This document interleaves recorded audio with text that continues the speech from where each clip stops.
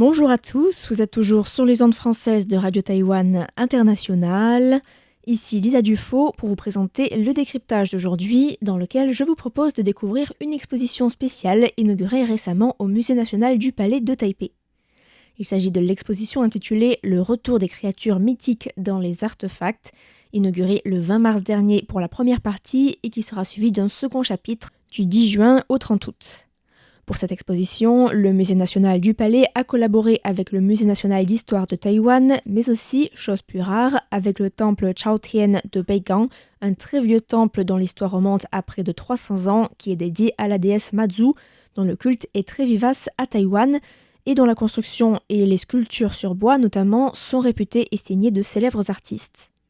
L'exposition s'intéresse donc aux créatures mythiques du monde chinois et de sa sphère d'influence culturelle, mais aussi à la sphère d'influence indienne et aux liens entre les deux.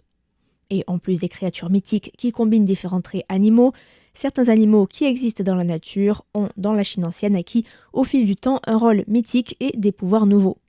Ce passage s'illustre notamment par la figure du lion, qui, on le sait, n'existe pas en Chine, mais se trouve en Inde, où l'on trouve encore aujourd'hui des lions asiatiques dans le nord-ouest du pays. On apprend notamment que la figure mythique du lion dans la Chine ancienne, que l'on appelait alors Suanyi, pouvait avoir été importée d'Inde avec la propagation du bouddhisme. Les spécimens de lions sont toutefois restés rares en Chine, si bien que les artistes chinois ont dû faire appel à leur imagination pour dessiner et sculpter des lions. À l'entrée de l'exposition trône d'ailleurs une énorme peinture sur rouleau représentant un lion, une peinture aux dimensions impressionnantes d'1,75 m sur 2,40 m réalisée par Liu Jiute, qui décrit ce lion comme un Suanyi, et en face, une paire d'adorables petits lions bleus et jaunes avec des dorures et des grelots. La force et la majesté de cet animal en ont fait petit à petit des gardiens de porte en Chine, comme en témoignent les lions que l'on retrouve à l'entrée des temples et des palais chinois, mais aussi à Taïwan,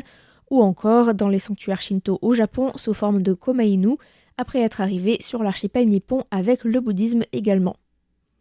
Et notamment exposé une paire de shisa, les lions gardiens de l'archipel d'Okinawa, où ils ont été introduits depuis la Chine au XIVe ou XVe siècle. On apprend qu'au début, ces lions avaient pour rôle de protéger les villages contre les catastrophes naturelles, mais qu'ils se sont transformés au fil du temps en divinités protectrices des foyers, ce qui fait qu'on les trouve au niveau des portails des maisons individuelles sur l'archipel d'Okinawa. Autre variante des lions mythiques, les fengshuiers, divinités nées de l'association entre le lion et le vent, dans le I Ching, traité de divination du 1er millénaire avant Jésus-Christ, où on lit que les nuages viennent du dragon et le vent du lion. On prête ainsi aux fengshuiers le pouvoir d'absorber les rafales de vent et grâce à leur gueule grande ouverte, mission pour laquelle on les place sur les toits des maisons, emplacement stratégique pour calmer les éléments. Les créatures légendaires ne manquent pas dans la Chine ancienne, on retrouve ainsi le Qilin, créature hybride avec une tête de dragon, un corps de biche, une queue de bœuf et un pelage couvert d'écailles. On peut en observer une représentation avec des couleurs magnifiques dans un livre illustré datant de la dynastie des Qing, ou encore sur un bol en porcelaine bleue du XVIe siècle, mais aussi sur une céramique Kodi de Taïwan, une statuette de général chevauchant un Qilin. L'anecdote, c'est que la girafe ramenée d'Afrique en 1414 par le navigateur et explorateur chinois Zheng He avait alors été accueillie par l'empereur comme un Qilin, témoignage de sa bonne gouvernance. Car la vue d'un Qilin est toujours une apparition de bon augure, signe de vertu et de succès impérial. Ce qui fait aussi que les auteurs ont tendance à embellir les récits de ces apparitions, révélant tout de même la fascination et le respect qu'elles inspirent. L'exposition s'intéresse aussi à des figures humaines auxquelles des hommes ont donné des attributs d'animaux dans les légendes ou dans des œuvres de littérature. Ces figures humaines deviennent alors des bêtes mythiques ou même des divinités. C'est le cas de Sun Wukong, le célèbre singe des pérégrinations vers l'ouest, ou encore des figures de Fuxi et Nuwa, un couple légendaire composé d'un frère et d'une sœur et qui, dans le Shiji de l'historien chinois Sima Qian, sont représentés avec des bustes d'êtres humains et des corps de serpents. L'exposition propose aux visiteurs d'admirer une impression d'une gravure reproduite sur rouleau datant des Han de l'Est, c'est-à-dire du 1er au 3e siècle après Jésus-Christ. C'est aussi l'occasion de découvrir les différentes créatures que l'on retrouve sur les arêtes des toits des palais chinois et du Musée national du Palais d'ailleurs, avec de bas en haut un immortel chevauchant un phénix, un dragon, un autre phénix, un lion, un shizi, une sorte de monstre unicorne doté d'un sens inné de la justice et qui dévore les coupables et épargne les innocents, et enfin d'un Tianma, cheval ailé céleste. Le phénix, Fenghuang en mandarin, est une autre créature mythique légendaire dans la culture chinoise, associée notamment à l'immortalité. Avec sa tête de poulet, son cou de serpent et son dos de tortue, le phénix ressemble à une sorte de paon avec une tête de poulet, même si les représentations varient sensiblement selon les artistes et les époques. On apprend que dans la culture chinoise traditionnelle, le phénix est souvent accompagné d'un dragon, donnant naissance à des expressions comme « le dragon et le phénix apportent la chance » ou « le dragon volant et le phénix dansant ». On peut aussi lire que dans cette paire légendaire, le dragon représente l'empereur et le phénix l'impératrice.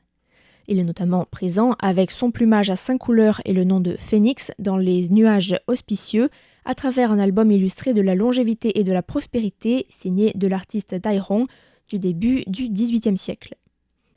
Et l'exposition est aussi l'occasion de découvrir des créatures que l'on connaît beaucoup moins en Occident, comme par exemple le Taotie, qui ressemble tantôt à un dragon, tantôt à un tigre, ou encore à un bœuf ou un mouton, qui orne fréquemment les bronzes rituels chinois des dynasties Shang et Zhou.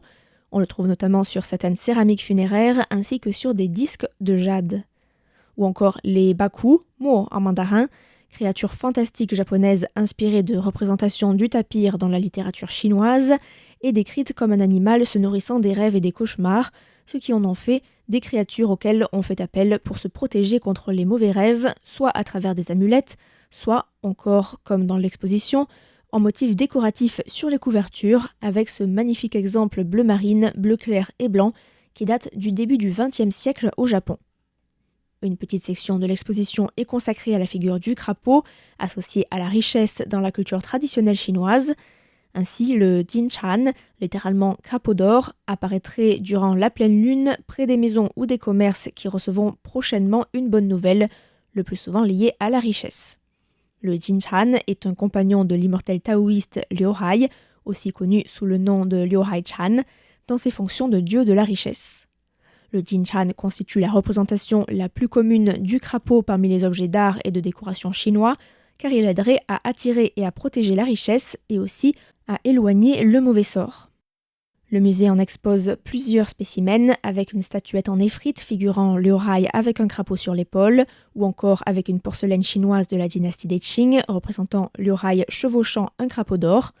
On apprend notamment que Liu Hai est devenu un immortel pendant la dynastie des Song avec une histoire très intéressante. Un des membres de sa famille occupait un poste de fonctionnaire, mais son avarice l'avait conduit à être réincarné en crapaud après sa mort et placé sous le contrôle du roi dragon de la mer orientale. Après que Liu Hai est devenu un immortel, il s'est rendu dans cette mer, a noué des pièces avec une ficelle pour appâter le crapaud, et depuis lors, ce dernier suit Liu Hai et crache des pièces de temps en temps pour aider les pauvres. Et on apprend même que la coupe de cheveux de Liu Hai, avec une frange coupée droite au niveau des sourcils, a donné le mot actuel de Liu Hai pour désigner la frange en mandarin.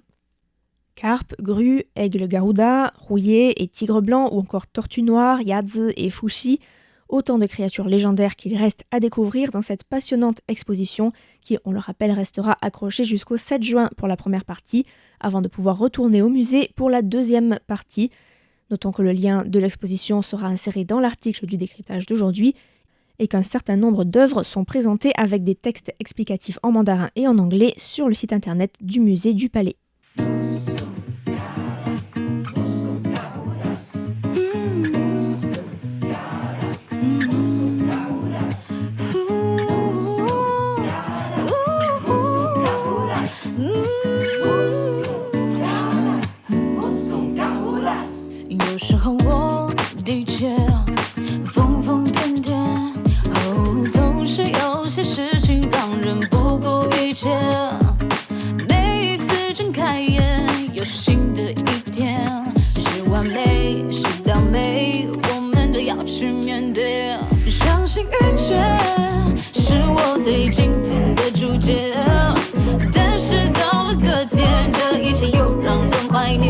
那些瞬间，一直鲜明人陶醉。